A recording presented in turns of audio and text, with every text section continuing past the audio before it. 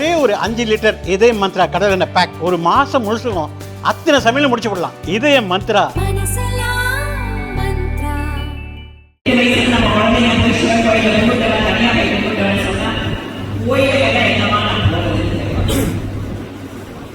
இல்ல அந்த வயசுல கோயிலுக்கு போச்சுன்னா அவங்க என்ன வயசாகி போச்சு இப்ப போய் கோயிலுக்கு போச்சு போகணும். ஆனா வயது சிறுமி அந்த கோயில பூஜை பண்ணக்கூடிய நேர்த்தியை அந்த பக்தியை அந்த பதவி வழியாக வந்த ஒரு மராட்டிய ஒரு சிறு குருநில மன்னர் மாலேராவ் கோயிலர் அப்படிங்கிறவர் பார்க்கிறார். ராஜேந்திர பல்வேறு இடங்களுக்கு போகும்போது அந்த கோயில வர்றாரு. அந்த 8 வயசு பெண் குழந்தை ரொம்ப பக்தி பூர்வமா பூஜை பண்ணிட்டு இருக்கிறத பார்த்தோம்னா ஒரு மனசுக்குள்ள ஏதோ ஒரு தோல். இந்த பெண் குழந்தையை நம்ம பையனுக்கு கல்யாணம் பண்ணிக்கலாம். பாண்டேராவ் கோயிலர் அப்படிங்கிற அவருடைய 12 வயசு மகன்.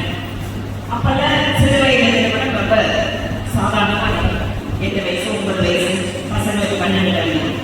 அவர் என்ன பண்றாரு, அவங்களோட பெற்றோர்களை கொடுத்து இந்த குழந்தைய என்னோட பையனுக்கு நீங்க கல்யாணம் பண்ணி கொடுக்கணும்னு கேட்கிறாங்க. ராணி அருள்பாய் அகல்யாபாய் அவர்களுடைய பெற்றோர்களுக்கு ஒரு சந்தோஷம் அதிர்ச்சி. அதுக்கு இந்த மதுரையோட ராஜாவே வந்து தன்னோட பையனுக்கு இந்த பொண்ணை கேட்கிறாரு. அவங்க சந்தோஷமா சம்மதிக்கிறாங்க. ஸோ அந்த இடத்துல இருந்து அவங்க கல்யாணம் பண்ணி இந்தூர் அப்படிங்கிற அவருடைய தலைநகரத்தை கூட்டிட்டு போறாங்க. இவ்வளவு பெரிய ஒரு பேரரசியாக நம்ம எல்லாரும் கொண்டாடப்படுகின்ற ஒரு நபராக அகல்யாபாய் ஒருத்தவர்கள் இன்னைக்கு வளர்ந்து, அதாவது அந்த காலத்துல அவ்வளவு சிறப்பாக அவங்க பண்ணியிருக்காங்கன்னா அதற்கு அடித்தள வைத்தது அவருடைய மாமனாரும் மாமியார். அதாவது நம்முடைய இந்து குடும்பங்கள்ல ஒரு குடும்ப அமைப்புல மருமகள் அப்படின்னு வரும்போதே மனசுக்குள்ள கொஞ்சம் ஏதோ ஒரு இரிட்டேஷன் இதற்காக நேரம் வீட்டு போது மருமகள் ஒரு மாதிரி. ஆனா முழுமையாக அகல்யாபாய் ஒருத்தருடைய திறமையை மீது நம்பிக்கை வைக்கிறார் மாமனார். சின்ன வயசுல இருந்து அரசாங்க நிர்வாகத்தை எப்படி நடக்கும், நிதி நிர்வாகத்தை எப்படி நடக்கும், ஒரு அரசியல் ராஜாங்க விஷயங்களை எப்படி நீதி பரிபாலனம் பண்ணணும், மக்கள் ஒரு பிரச்சனையோட நம்மளுக்கு அணுகிறாங்கன்னா அவங்க எப்படி நம்ம நீதி கொடுக்கிறது, இந்த மாதிரி பல்வேறு ஒரு அரச குலத்துக்கு தேவையான அத்தனை பயிற்சிகளும் அவருடைய மாமனாரும் மாமியார் அவங்க 2 பேரும் சேர்ந்து அவங்களை பயிற்சி வைக்கிறார். ஒரு நேரத்தில் தன்னுடைய மகனை விட மருமகள் திறமைசாலினா என்ன அர்த்தம்? இன்னைக்கெல்லாம் பார்க்கிறோம், அமைச்சர் கொடுத்தது மகனை கொடுத்ததெல்லாம் மருமகள். என்னங்க மருமகள் கூட பரவாயில்லைங்க, மகனை கொடுத்தா கூட பிரச்சனை வருதுனால என்னங்க? ஏனென்றால் அரசியல் அப்படிங்கிறது எப்படி ஆயிடுச்சு, ஒரு குடும்பம். அதாவது இங்க மேடையில பாத்தீங்கன்னா யாரும் எந்த குடும்பமும் ஒரே குடும்பத்துக்காரங்க கிடையாது. செந்திலே முன்னாள் தலைவர் இன்னைக்கு அவரோட வாரிசு இருக்காங்கன்னு தெரியாது, அவங்கதான் அவங்க தொழிலை பார்ப்பாங்க. அதே மாதிரி முன்னாள் தலைவர்கள் அவங்களோட குடும்பம் குழந்தை குட்டி எல்லாம் கட்சியில இருக்கான்னு சொன்னா கட்சியில இருப்பாங்க. யாரும் மேடையில வந்து எங்க அப்பாவுக்கு அப்புறம் நான் தான் யாரும் இருக்காங்க. அப்படிப்பட்ட அரசியலை எப்படி அணுக வேண்டும் அப்படிங்கிறதுக்காக சொல்ற ஜனநாயகமாக ஒரு அரசியல் கட்சி நடத்துற இடத்துல தன்னுடைய மகனை தாண்டி மறுமலை திறமைசாலி. எதனால திறமைசாலி? தன்னுடைய மக்களை மிக பாதுகாப்பாக பார்த்துக் கொள்வார் அப்படிங்கிறதான் விஷயம். தன்னுடைய சொத்துக்களை பராமரிக்கிறதோ தன்னுடைய இடத்துல உட்கார வச்சு அப்படிங்கிறது அல்ல. அவர் நினைக்கிறாரு தன்னுடைய மகனை மருமகள் வந்தால் தன்னுடைய ராஜ்யத்தில் இருக்கின்ற மக்களுக்கு பாதுகாப்பு, அவர்களுக்கு நல்ல மகிழ்ச்சியான நிம்மதியான வாழ்க்கை கிடைக்கும் நம்பர். அதனால ராணி அகல்யாபாய் ஒருத்தர் அவர்கள் அவருடைய மாமனார் கோர்ட்டு வெளியே சென்றிருக்கும் போது கூட முழுமையான நிர்வாகத்தை தன்னோட நம்பி ஒப்படைச்சிட்டு போறார். ஒரு ஸ்டேஜ்ல மகன் வந்து பழகிறார். எங்க அப்பா வெளியே போது செலவுக்கு பணம் கொடு அப்படின்னு கேட்கும் போது அகல்யாபாய் சொல்றாங்க, நீ போன தடவை வாங்கி போன பணத்துக்கு இன்னும் கணக்கு வரல, நீ என்னதான் வீட்டுக்காக இருந்தாலும் இந்த நாட்டு மக்களுக்கு சொந்தமான பணம் இது, இதற்கு சரியான கணக்கு வழங்க கொடுக்க அடுத்த ஒரு பணம் கொடுக்க மாட்டேங்க. அவர் என்ன பண்றாரு, அந்த ராஜ்யத்தில் இருக்கிற அந்த அக்கௌண்ட் மேல சண்டை போட்டுட்டு அவர் வந்து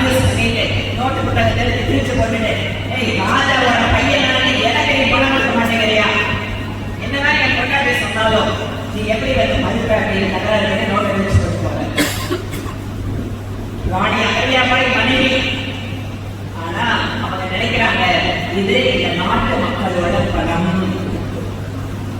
இதற்கு நீ செலவழிக்கணும்னு சொன்னா கணக்கு கொடுத்தாலும் எந்த வழிகளுக்கு எந்த முறையில் உனக்கு பணம் கொடுக்கணுமோ அதுதான் கொடுக்கணுமே தவிர எத்தனை செலவழிகளை எழுத முடியாது அப்படின்னு சொல்லி அந்த நோட்டை கிழிச்சு போட்டதுக்காக மாமனார் கிட்ட பரிசு வாங்கிட்டு அவருக்கு குறிப்பிட்ட காலம் எந்த உதவியும் பண உதவியும் செய்யாமல் நிறுத்தி வைத்த ஒரு அரசியல் ஆணைய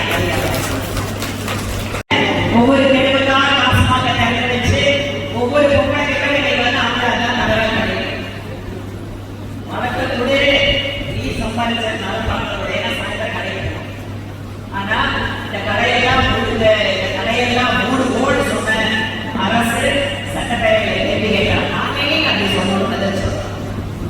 அதை விட கொடுமை என்னன்னா காசு மாத்திரம் ஆரம்பிச்சாதானே நீங்க வீட்டுக்காரங்க தகராறு பண்ணுவீங்க, போராட்டம் பண்ணுவீங்க, ஆர்ப்பாட்டம் பண்ணுவீங்க. நாங்க அந்த வேற மாதிரி லைசன்ஸ் கொடுத்து ஒவ்வொரு கிராமமா எனக்கு தரணும். கிடையாது எங்களுக்கு ஒரு லைசன்ஸ். அது யாருக்கு கிளப்ல இருக்கிற மெம்பர்ஸ்.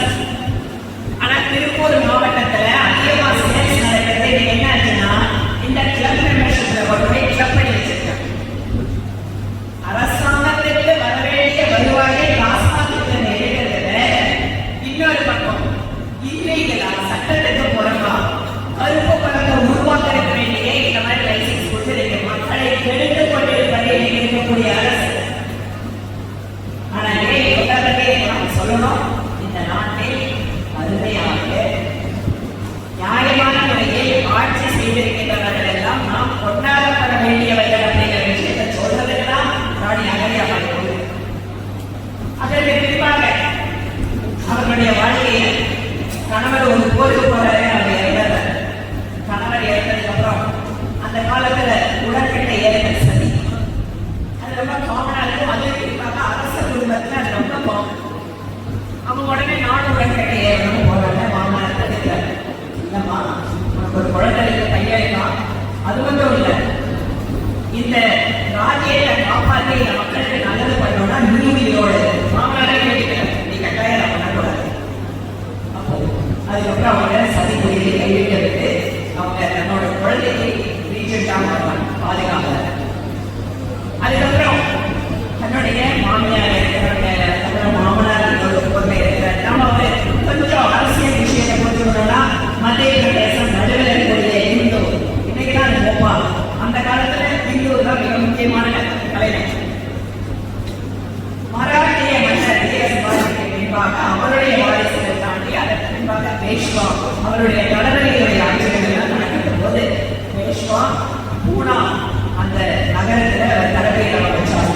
அவருக்கு கீழே இருக்கக்கூடிய மராட்டிய தளபதிகள் இருக்கக்கூடிய இடங்கள் தான் இந்தூர், குஜராத்தில் வடோதரா, அதே மாதிரி குவாலியர், சிந்தியா வம்சம், இவர்கள் எல்லாமே அந்த பேஷ்வாவினுடைய ஆட்சிக்கு கீழாக இருந்த மராட்டிய தளபதிகள். அந்தந்த வீட்டில் தான் அவங்க ஆட்சி பண்ணுவாங்க. அப்படி இந்தூரினுடைய அந்த ஓல்டர் வம்சத்தினுடைய ஒரு அரசியாக தன்னுடைய கணவர் தன்னுடைய மாமனார் இறந்ததுக்கு பின்னால தன்னோட குழந்தைக்கு பாதுகாவலராக அந்த ராஜ்யத்தை அவங்க இருக்கிறாங்க. என்று அவங்க வந்து விவசாயிகளுக்காகட்டும், பெண்களுக்காகட்டும், நெசவாளர்களுக்கு தனித்தனியாக நிறைய விஷயங்கள் பண்ணோம். விவசாயிகளுக்கு கால்வாய் கட்டி கொடுக்கிறது, அவங்க விவசாய பொருட்கள் விற்கிறதுக்கு உதவி பண்றது. அதே போல பெண்கள் அந்த காலத்தில்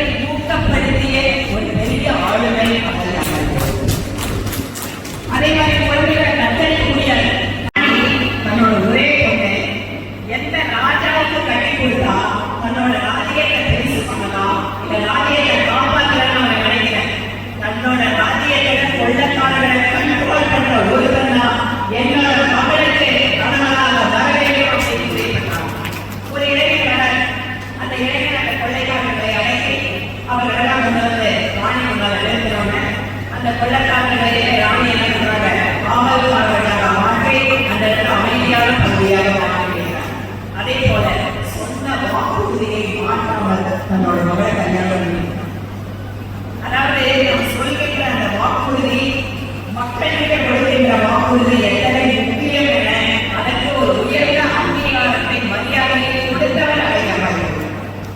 இன்னைக்கு நம்ம இடங்களை மக்களுக்கு வாக்குறுதி கொடுத்தா அது கரெக்டாக ஓட்டு கேட்கும் போது வாக்குறுதி கொடுத்தா எல்லாமே அவங்க கேட்பீங்க. திராவிட மாடல் அரசு மக்களுக்கு தேர்தல் அறிக்கையில பக்கமா தேர்தல் வாக்குறுதி கொடுத்துருக்காங்க. அதை பத்தி எல்லாம் கேட்டா என்ன கேட்கலாம்? எனக்கு நான் ஏதாவது கேள்வி கேட்கலாம். நீங்களா அந்த பணம் கொடுக்குறீங்க அப்ப நான் என்னுடைய தேர்தல் வாக்குறுதி கொடுக்கும்போது நீங்க மத்திய அரசு இதெல்லாம் வரும் இல்லை நீங்க கொடுப்பீங்க அப்படிங்கிற வாக்குறுதி வாங்கிட்டா கொடுத்தாங்க.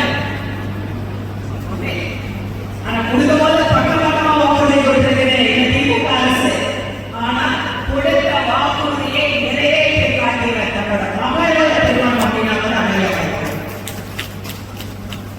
ஒரு அரசாங்கத்தை நடத்துபவர்கள் நான் மக்களுக்கு கொடுத்த வாக்குறுதி மேல எந்த அளவுக்கு உண்மையாக இருக்க வேண்டும் என்பதற்கு அவர் ஒரு உதாரணம். ஒரே மகள், அந்த மகளுக்கு சிறிது காலம் மிக மோசமாக மனநலம் பாதிக்கப்படுகிறது.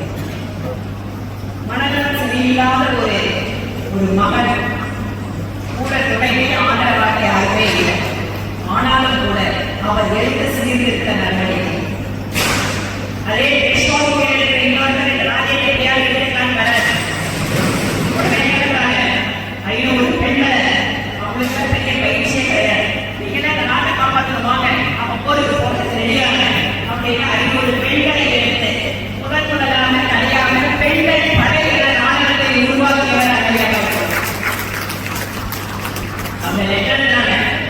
நீ என்னோட நாட்டு மேல போர் எடுக்க தந்தைன்னு சொன்னா என்னோட பெண்கள் படைதான் முதல்ல வந்து எதிர்க்கிறாங்க.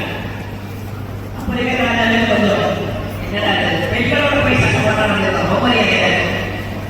அதாவது ராஜதந்திரம் எப்படி எல்லாம் ஒரு டிப்ளமசியை பயன்படுத்துறது. நீ வந்தேன்னா என்னோட பெண்களா நீ முதல்ல செய்யணும். ஆனா பழைய ஐயோ போய் பெண்களோட சண்டை போட்டா நல்லா பண்ண பார்க்கறேன். ஒருவேளை அப்படின்னு செய்ய வேண்டும். நான் ஊர் உன்னை பார்க்கலாம் சரி வாங்க விருந்தினராக அவருடைய விவசாயிகளுக்கு அந்த நாட்டை பாதுகாப்பது அதே போல தானா பலத்தை கேட்கிறது. ஏன்னா அந்த காலத்தில் 17th centuryல பிரிட்டிஷ்காரங்க இல்லை டச்சுக்காரங்க இல்லை போர்ச்சுகீஸ் இவங்க எல்லாம் செய்தாங்க நம்ம நாட்டை நோக்கி வந்து கொண்டிருந்த காலம். அப்போ அவங்க நேரடி வெளியிட்டு எல்லாம் பயன்படுத்த ஆரம்பிக்கிறாங்க. மகளிராய் போல்கள் தன்னோட ராஜ்யத்தை தனியாக ஒரு இந்த மாதிரியான வெளிமருந்து பொருட்கள் இறையினருக்காக தனியாக ஒரு ஆயுத சாலையை உருவாக்கிய பெண்கள். ஏனென்றால் அடுத்து நம்ம நாட்டுக்கு பிரச்சனை வந்தால் நம்ம மக்களை பாதுகாக்கிறவங்களுக்காக அப்போது ராணுவத்திற்கு தேவையான பொருட்களை உற்பத்தி செய்கிற இடமாக அவருடைய ராஜ்யத்தை எடுத்துள்ளோம். இவை மட்டும் இல்லாமல்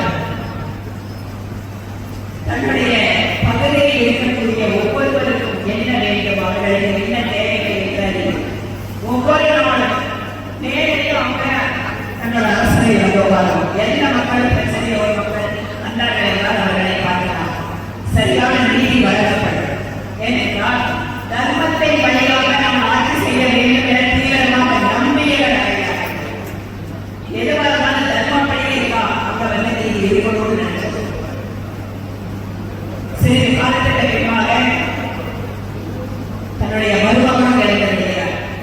மருமகன் இறந்த உடனே தன்னுடைய மகள் நான் அவரோடு இறந்ததற்கு பின்னாக நான் சதி உடன்படிக்கை சொல்றேன். மகளை எவ்வளவோ சமாதானப்படுத்துறாங்க. அதற்கிடையில மகளுடைய அந்த வயிற்று குழந்தையும் பேரனுடைய இறந்தார்கள்.